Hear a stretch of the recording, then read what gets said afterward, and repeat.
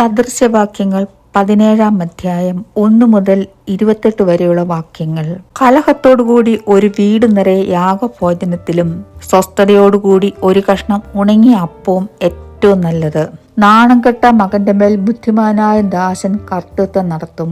സഹോദരന്മാരിടയിൽ അവകാശം പ്രാപിക്കും. വെള്ളിക്ക് പുടം, പൊന്നിന് മൂശ, ഹൃദയങ്ങളെ ശോധന ചെയ്യുന്നവനോ യഹോവ. ദുഷ്കർമ്മി നീതികെട്ട അധരങ്ങൾക്ക് ശ്രദ്ധ കൊടുക്കുന്നു. വ്യാജം പറയുന്നവൻ വഷളത്വമുള്ള നാവിനു ചെവി കൊടുക്കുന്നു. ദരിദ്രനെ പരിഹസിക്കുന്നവൻ അവന്റെ സൃഷ്ടാവിനെ നിന്ദിക്കുന്നു. ആപത്തിൽ സന്തോഷിക്കുന്നവനോ ശിക്ഷ വരാതിരിക്കില്ല. മക്കളുടെ മക്കൾ വൃദ്ധന്മാർക്ക് കിരീടമാകുന്നു. മക്കളുടെ മഹത്വം അവരുടെ അപ്പന്മാർ തന്നെ. സുഭാഷിതം പറയുന്ന അധരം ഭോഷന് യോഗ്യമല്ല. വ്യാജമുള്ള അധരം ഒരു പ്രഭുവിന് എങ്ങനെ? സമ്മാനം വാങ്ങുന്നവന് അത് രത്നമായി തോന്നും.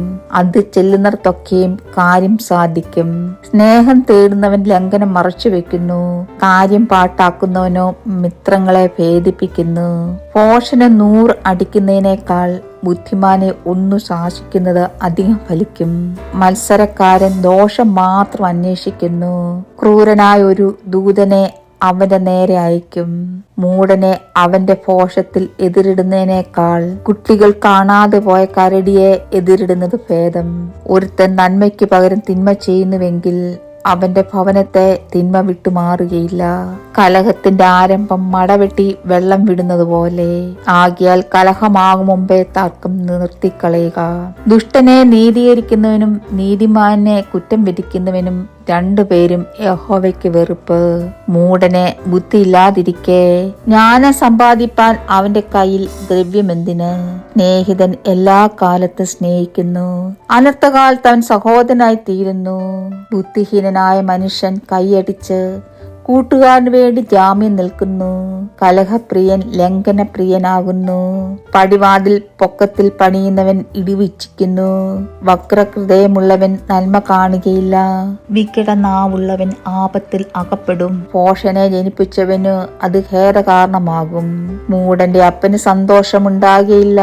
സന്തുഷ്ട ഹൃദയം നല്ലൊരു ഔഷധമാകുന്നു. തകർന്ന മനസ്സോ അസ്ഥികളെ ഉണക്കുന്നു. ദുഷ്ടൻ ന്യായത്തിന്റെ വഴികളെ മറിക്കേണ്ടതിന് ഒളിച്ചു കൊണ്ടുവരുന്ന സമ്മാനം വാങ്ങുന്നു. ജ്ഞാനം ബുദ്ധിമാന്റെ മുമ്പിലിരിക്കുന്നു. മൂടന്റെ കണ്ണോ ഭൂമിയുടെ അറുതികളിലേക്ക് നോക്കുന്നു. മൂടനായ മകൻ അപ്പന് വ്യസനവും തന്നെ പ്രസവിച്ചവൾക്ക് കയ്പുമാകുന്നു. നീതിമാന് പിഴ കൽപ്പിക്കുന്നതും ശ്രേഷ്ഠന്മാരെ നേർനിമിത്തം അടിക്കുന്നതും നന്നല്ല. വാക്ക് അടക്കി വെക്കുന്നവൻ പരിജ്ഞാനമുള്ളവൻ. ശാന്തമനസ്സൻ ബുദ്ധിമാൻ തന്നെ. മിണ്ടാതിരുന്നാൽ ഭോഷനെ പോലും ജ്ഞാനിയായും അധരം അടച്ചുകൊണ്ടാൽ വിവേകിയായും എണ്ണും. ദൈവമേ, സ്തുതി നിനക്ക് യോഗ്യമാകുന്നു. ബാറിക്കുമോ.